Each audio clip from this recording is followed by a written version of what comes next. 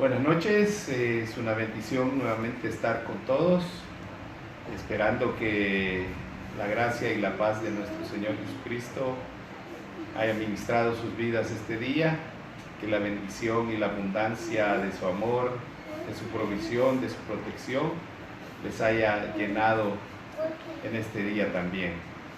Esta noche queremos concluir esta parte acerca de la personalidad de Dios, de que Él es un ser personal y no impersonal. Así es que vamos a orar para iniciar este devocional. Tal vez Celina nos hace y oramos para dar inicio. Señor Jesús, te damos gracias por tu misericordia, porque nos has guardado. Gracias porque estás con nosotros. Gracias por tu fidelidad. Padre, te pido, Señor, por los médicos, Señor, por las enfermeras, por la personal de limpieza, mi Dios, por los policías y todas las personas que salen a trabajar, que tú les guardes, Padre, que tú les ayudes, Señor, y que tengas misericordia de cada uno. Padre, te pido que esta noche tú nos hables, Padre, y que podamos poner en práctica tu palabra, Señor, en el nombre de Jesús. Amén. Amén. Quiero hablar esta noche como tercer punto. Hemos hablado que Dios posee un intelecto. También hemos hablado de que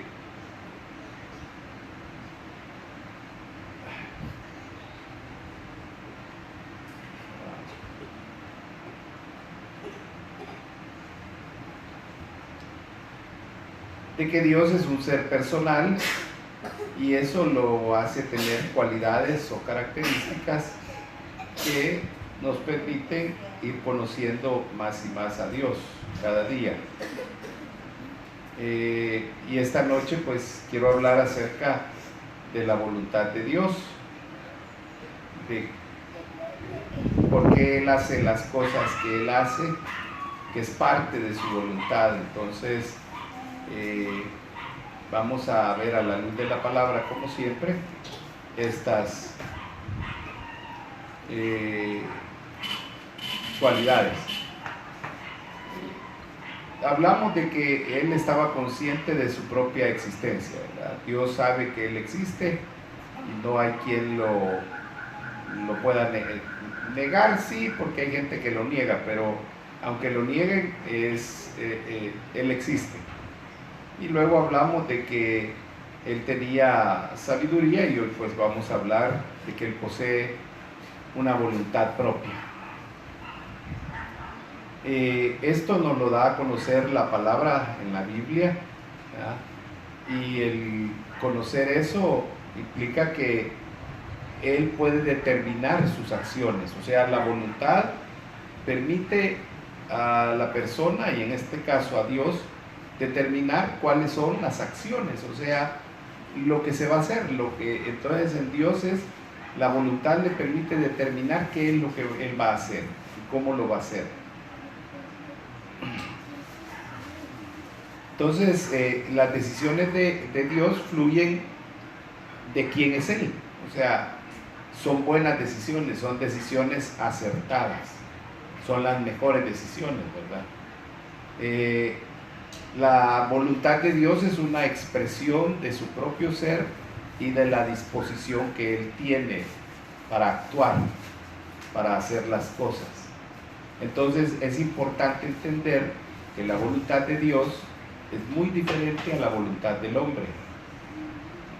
Por eso en Romanos 12 nos pide Dios que nosotros aprendamos a comprobar la buena, perfecta y agradable voluntad de Dios. Entonces, fíjese, la voluntad de Dios dice que es buena, perfecta y agradable. Y entonces, la del hombre, por supuesto que no es perfecta, muchas veces no es la mejor o buena voluntad y muchas veces no es agradable. A veces podemos decir nosotros que la voluntad de Dios no nos agrada, y es probable porque va a ir en contra de lo que nosotros queremos que suceda, pero Dios está haciendo su voluntad en su soberanía. Lo bueno de la voluntad de Dios es que ni tiene limitaciones, no hay nada que lo limite, ni existe la más mínima posibilidad de que fracase. La voluntad de Dios siempre va a tener éxito, mientras que la voluntad del hombre muchas veces la lleva al fracaso, lleva a la destrucción. La voluntad de Dios no. Entonces veamos a la luz de la palabra qué nos enseña ella acerca de la voluntad de Dios.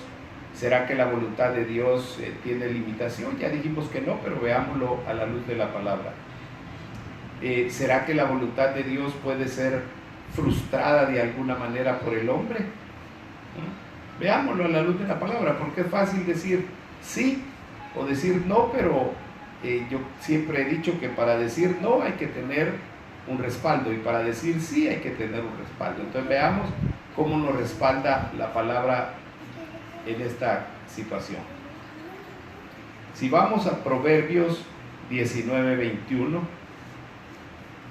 dice la palabra del Señor de la siguiente manera. Proverbios 19:21. Muchos pensamientos hay en el corazón, permítanme.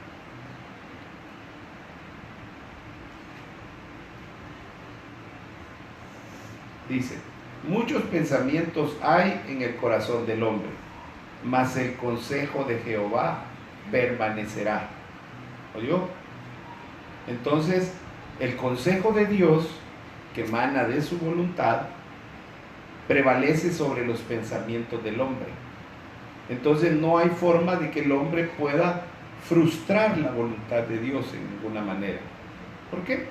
Porque los pensamientos de Dios están, veíamos la vez pasada, están muy por encima a los pensamientos del hombre. Así como mis pensamientos son mucho más altos y mis caminos son... Entonces, Dios está muy distante en todas esas situaciones con respecto al hombre. Entonces, es imposible que el hombre pueda frustrar la voluntad de Dios. Veamos otro versículo para ver qué nos enseña. Isaías 14:27.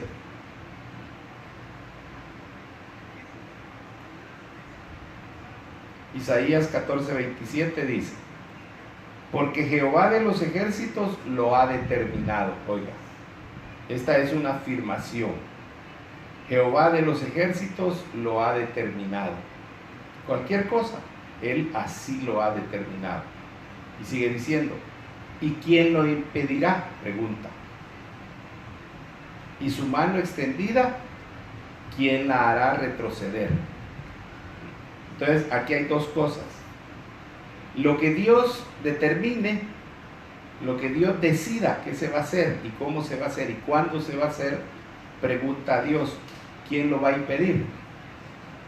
¿Habrá algún ser creado, visible o invisible, hombre o espíritu, que pueda impedir lo que Dios ha determinado que sea? Una cosa es que podamos tocar el corazón de Dios como hizo un rey y cambió temporalmente una decisión. Pero por ejemplo, Dios ha determinado que el hombre muera una vez. Entonces todos los hombres vamos a morir. Cuando Pablo dice, y los que hayamos quedado seremos transformados, ahí está hablando de muerte. La situación es que nosotros creemos que la muerte es solamente cuando vamos a parar a un cementerio. No, la muerte es un cambio de estado. Entonces cuando Pablo habla de los que hayan quedado vivos y que van a ser transformados, ahí está implicando la muerte física. ¿Por qué? Porque como seres humanos no podemos subir ni a las nubes, podemos llegar sin un traje protector. Usted me podría decir, pero si Dios quiere, sí, pero no es la forma en que Dios actúa. Dios va a y dice seremos transformados, entonces van a hacer un cambio en nuestro cuerpo, va a dejar de ser físico y va a pasar a ser celestial y espiritual. Entonces va a haber un cambio de estado. Entonces la muerte es un cambio de estado. La muerte tal la conocemos nosotros, es un cambio de estado. ¿Por qué? ¿De qué está conformado este cuerpo? Piel, grasa, células, tendones, nervios, músculos, huesos, ¿cómo se llaman? El corazón, que es un órgano, órganos. Entonces, ¿qué va a pasar con los órganos y todo lo que le he mencionado yo después de unos 7 o 10 años? Se van desintegrando, ¿va? Primero se pudren, se engusanan, y al final dicen que de los osarios sacan pequeños pedacitos de hueso a cierto tiempo y después polvo. ¿Por qué? Porque Dios dijo que del polvo somos y al polvo hemos de regresar, entonces hay una transformación. Entonces, ¿quién va a impedir lo que Dios ha determinado que suceda? ¿Quién va a impedir que el hombre muera? Nadie.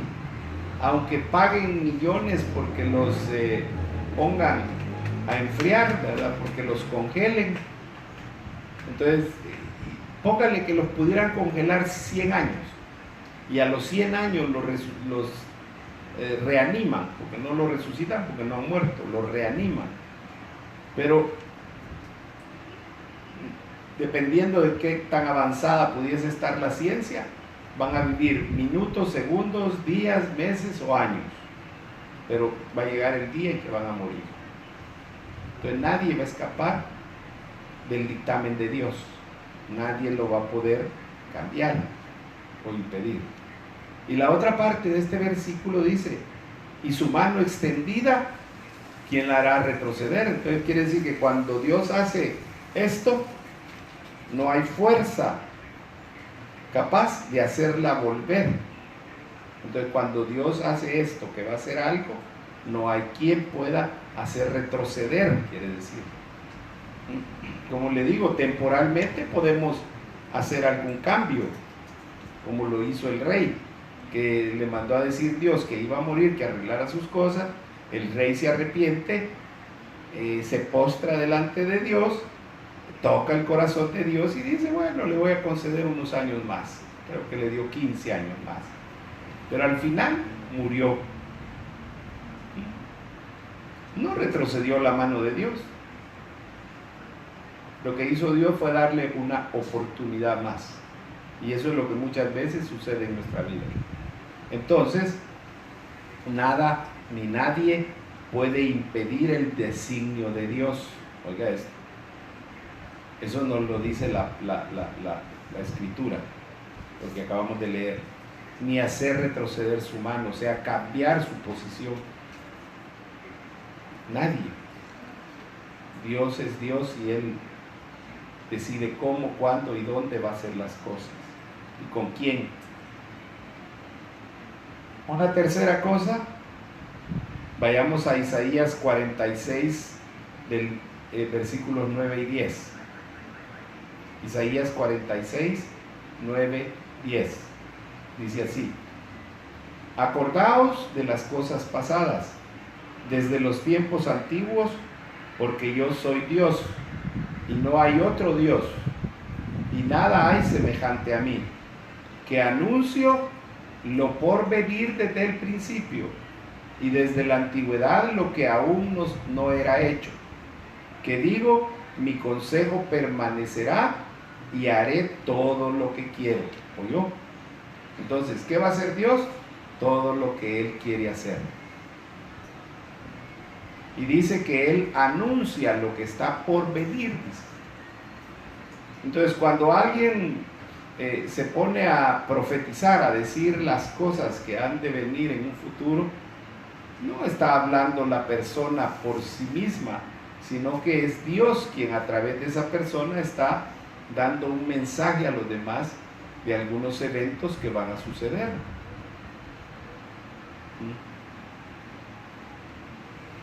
Entonces, nadie va a cambiar eso.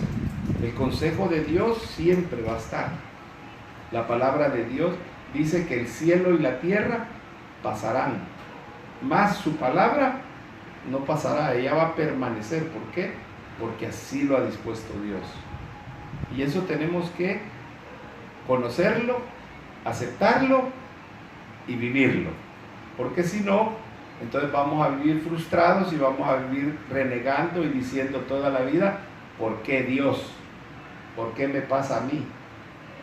¿Por qué me sucede esto a mí? ¿Qué te he hecho yo, Señor, para que me pasen estas cosas? No. Mire, Job no le había hecho nada a Dios, ¿verdad? De hecho, él decía que era hombre justo, decía. Que era hombre perfecto, y aún así le da permiso al diablo para que le quite todo y le ponga enfermedad en su cuerpo.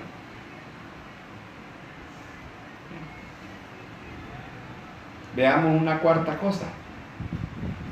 Efesios 1:11 dice: en él asimismo tuvimos herencia, habiendo sido predestinados conforme al propósito del que hace todas las cosas según el designio de su voluntad. Entonces, ¿por qué son hechas todas las cosas? Porque así Dios designó que fuesen hechas, porque esa es su voluntad. Entonces Dios actúa de acuerdo a su voluntad, es parte de su soberanía, del hecho de que Él es Dios.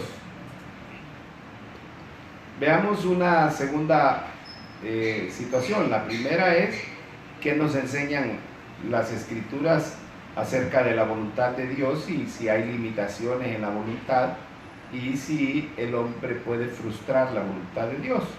Eso fue lo primero que vimos. Y la segunda cosa que quiero que veamos es que aunque ninguna persona o fuerza que no sea la suya puede limitar la voluntad de Dios. O sea, hay ciertas cosas que Dios no las hace simple y sencillamente porque contradice su santo y justo carácter. O sea, Dios nunca va a hacer algo que vaya en contra de su santidad. ¿No se ha fijado que, por ejemplo, los discípulos, Juan y su hermano, que eran llamados los Boanerges, los hijos del trueno, ¿qué fue lo que le pidieron a Jesús? Señor, pide que mande fuego del cielo para que destruya esta ciudad. Eso iba en contra de la voluntad de Jesús, porque Él no había venido a destruir, sino a salvar lo que se había perdido. Entonces no era con hechos de destrucción que Él iba a llevar, como sucedió con Sodoma y Gomorra, que hicieron que le rebalsó a Dios. Bueno, más fácil así decirlo, andaba buscando otra palabra pero no la encontré. Llegó al colmo de Dios, que dijo Dios, bueno, es tanta la maldad en este pueblo que mejor lo elimino de la faz de la tierra. Pero en el caso de Jesús no era esa la voluntad. Entonces Él venía a predicar la palabra con hechos de bondad. Entonces el que mandara fuego, no es que no pudiera, claro que podía, ya lo había hecho, había destruido tanto a Sodoma como a Gomorra con fuego.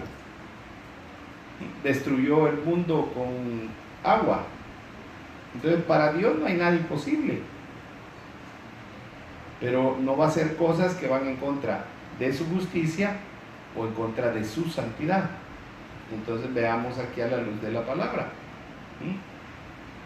Veamos qué cosas Dios no va a hacer y que estos son un consuelo y una bendición para nosotros. Porque dice la palabra que por su misericordia, dice, es que no hemos sido consumidos. O sea, Tanta es la maldad que hay ahorita, pero tanta es la misericordia de Dios, que es más grande la misericordia de Dios que la maldad, que no hay destrucción. Porque con todo lo que hoy sucede en el mundo, créame que fácil sería, ¿verdad? Tanta gente que blasfema contra Dios, se burlan de Dios, igualito que en el tiempo de la crucifixión de Cristo. No sé si le comenté, creo que sí. Leí que una de los hijos de Michael Jackson, una hija, estaba por hacer una película sobre Jesús, en donde querían presentar a Jesús como una mujer y lesbiana. Imagínense, aberrante, va. Pero ahí está la justicia de Dios, la misericordia, el amor de Dios, la santidad de Dios siendo manifestada, ¿verdad? Entonces hay cosas que Dios no va a hacer.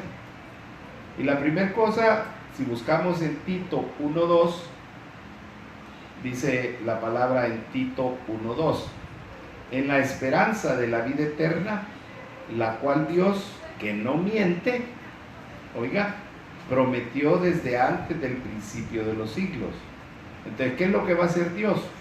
No va a dejar de darnos esa esperanza de vida eterna. ¿Por qué? Porque Él no es mentiroso. Dice la palabra que no es hombre para mentir, ni hijo de hombre para arrepentirse. Entonces, Dios lo que dijo que va a hacer, lo va a hacer. Y Dios dijo que nos daba esperanza de vida eterna. Y eso es lo que usted y yo nos mantiene hoy. Espero que así sea, que usted esté esperando irse un día con el Señor a vivir la eternidad.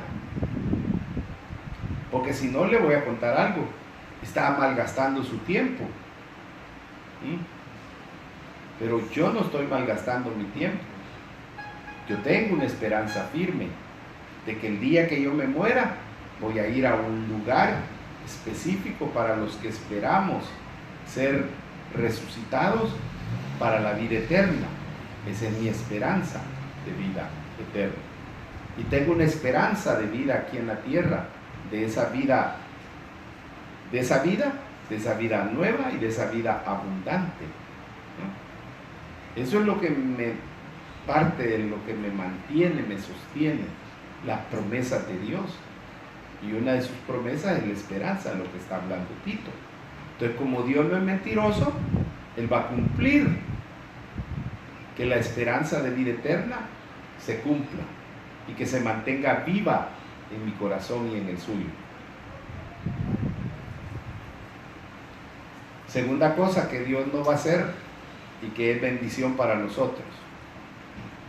Dice la palabra en 2 Timoteo 2:13. Si fuéramos infieles, Él permanece fiel. Él no puede negarse a sí mismo.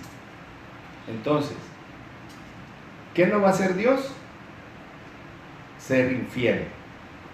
Aunque usted y yo seamos infieles, aunque usted y yo le neguemos, aunque usted y yo le hagamos esto, le hagamos lo otro, Él va a permanecer fiel. ¿Por qué? Porque Él dijo que Él es un Dios fiel. Claro, todo lo que yo haga contra Dios va a traer una consecuencia, una implicación, y Dios me va a corregir, ¿verdad? Y me va a castigar porque soy su hijo, y entonces va a enderezar mi camino y yo voy a volver al redil.